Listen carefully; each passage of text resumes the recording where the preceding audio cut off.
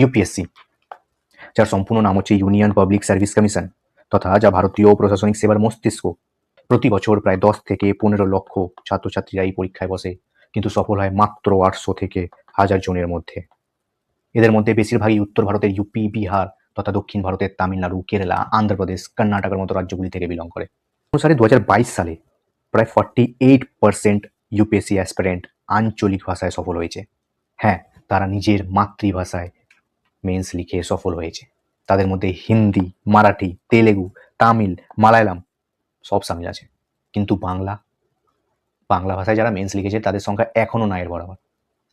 2023 সালের ডাটা অনুসারে তামিলনাড়ু থেকে 80 জনের অধিক, কেরালা থেকে 60 জনের অধিক, অন্ধ্রপ্রদেশ থেকে 50 জনের অধিক, কিন্তু পশ্চিমবঙ্গ থেকে 10 জনেরও কম প্রার্থীরা সিলেক্টেড হয়েছে, যাদের মধ্যে ম্যাক্সিমাম ইংলিশ বা হিন্দি মিডিয়াম থেকে বিলং করে, তাও আবার দিল্লির মতো বড় বড় কোচিং ইনস্টিটিউট থেকে তারা প্রিপারেশন করে। ইভেন তারা তাদের মেন্স অ্যান্ড ইন্টারভিউ ইংলিশ বা হিন্দি মিডিয়ামেই দিয়ে থাকে। তাহলে প্রশ্ন উঠেই যায়, বাংলা ভাষায় কি ইউপিএসসি জয় করা সম্ভব নয়? উত্তর একটাই, হ্যাঁ, বাংলা ভাষাতেও ইউপিএসসি জয় করা সম্ভব।